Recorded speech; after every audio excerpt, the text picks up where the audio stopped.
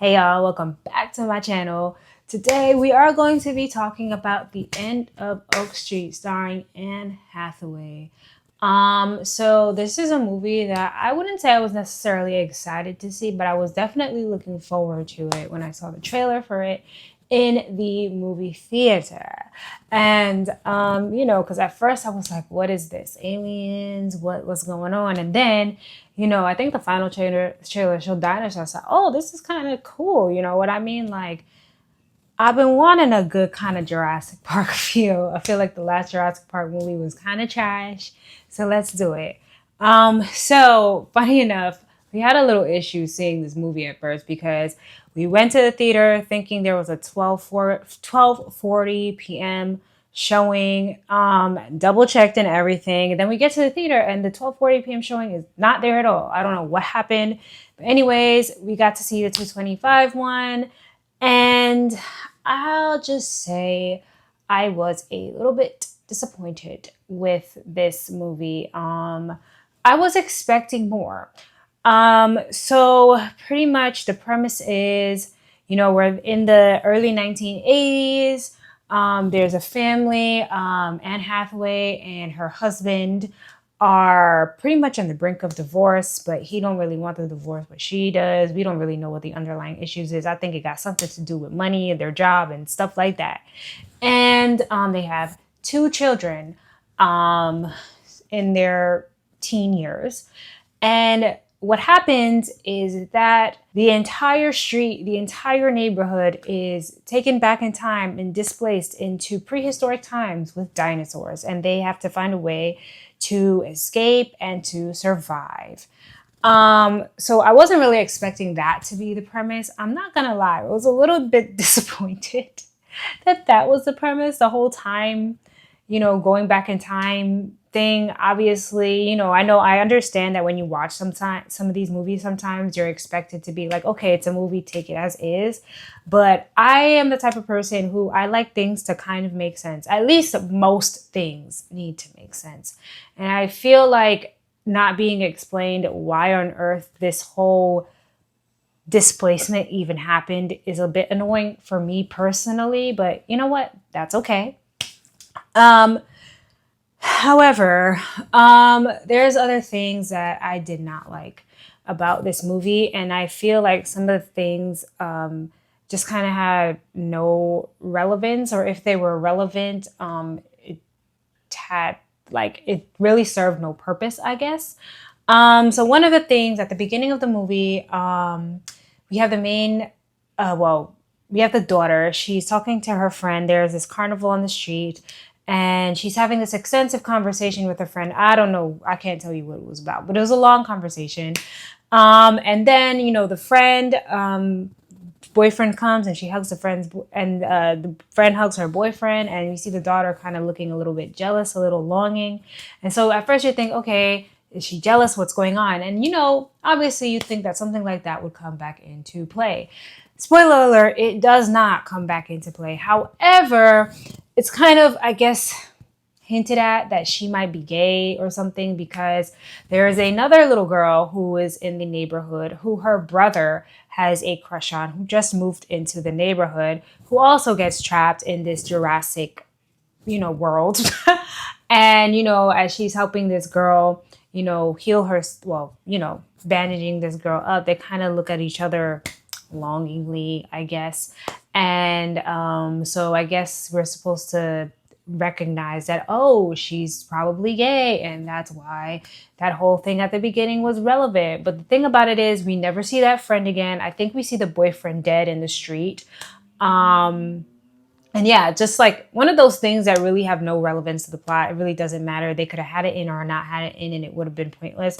Also, I'm kind of wondering how much younger this girl is than her, because I think a year later or something like that, we see the girl and she's going to college. And so I don't know how much younger this other girl was than her, but a little weird. Anyways, and because it also kind of seemed like her brother was like 12, 13. So I don't know about that one.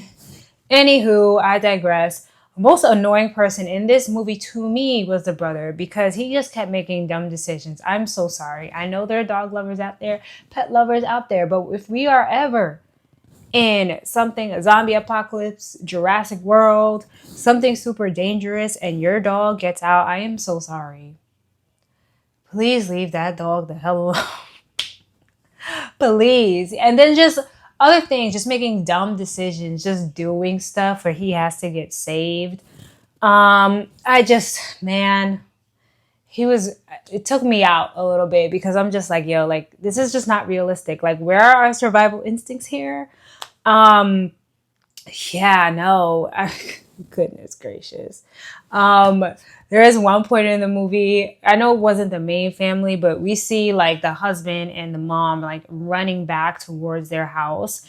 And like you hear the noise behind them and they're running. And you have this lady come out and she's like, what's happening? I'm like, first of all, lady, you don't hear that noise.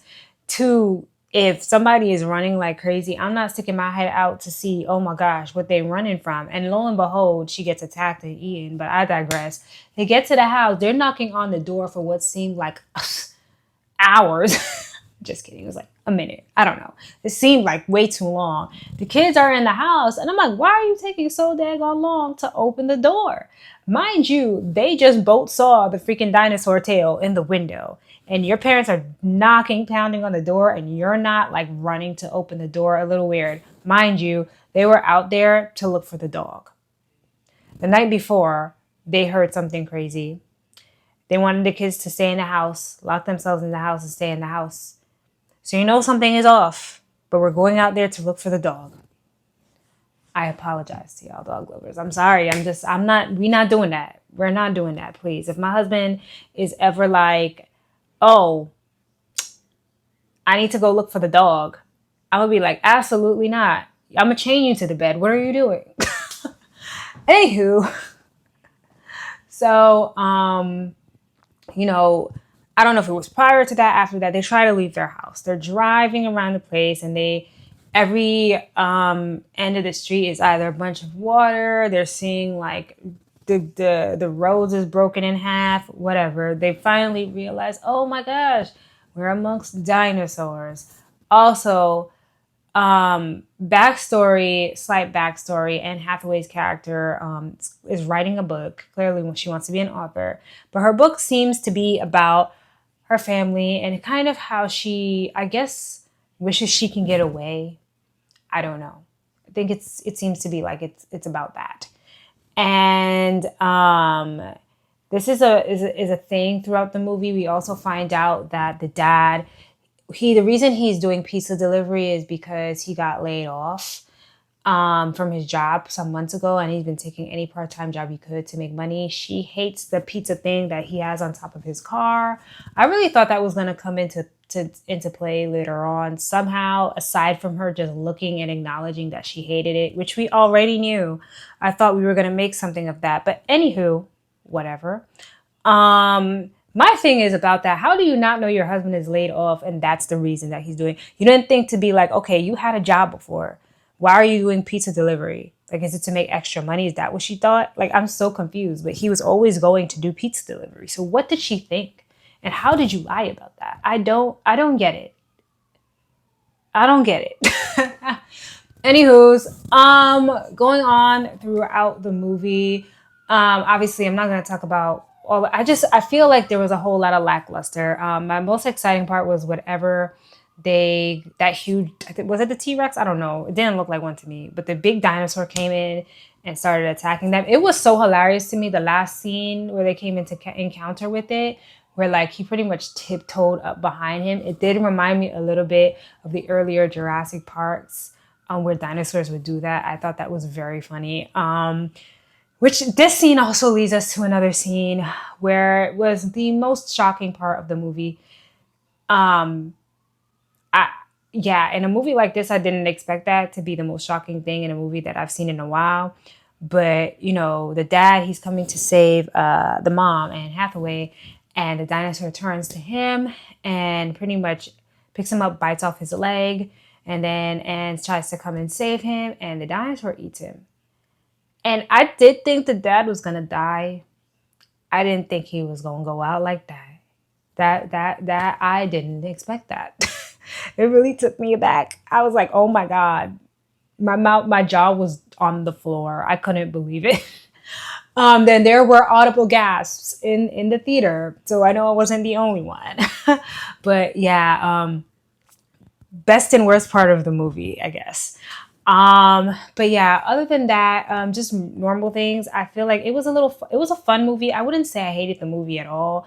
I just think that I expected more from the movie. I also thought it took way too long to get started, and I felt that way because it's an hour and a half movie, and I felt like it took 30 plus minutes to like actually get into, it starting, which was a bit annoying to me. Oh, the end of the movie where they had to jump through the time circle was pissing me off because I'm like, there was about 5 times the son could have jumped through the thing and he just didn't. And then when he finally does, he falls to the ground. And then, you got to endure this whole thing. Another scene of them getting attacked by dinosaur crocodiles, which I thought was pretty cool, but very unnecessary because you could have jumped through the thing. And also, why weren't we just jumping together was in the first place was beyond me, but they did end up doing that. They get back. Anne Hathaway, she makes a phone call. Clearly, we know it's because she's probably trying to, get in touch with the dad because when they get back, they find that they're actually in the past before this actually happened. And so now she's probably trying to save the dad. Later on, we find out that she actually saved a bunch of people in the neighborhood. She probably only knew their numbers. The daughter also does mention something when they come back. She's like, oh, is there 2 of us now? And so I'm thinking we're expecting there to be 2 of them.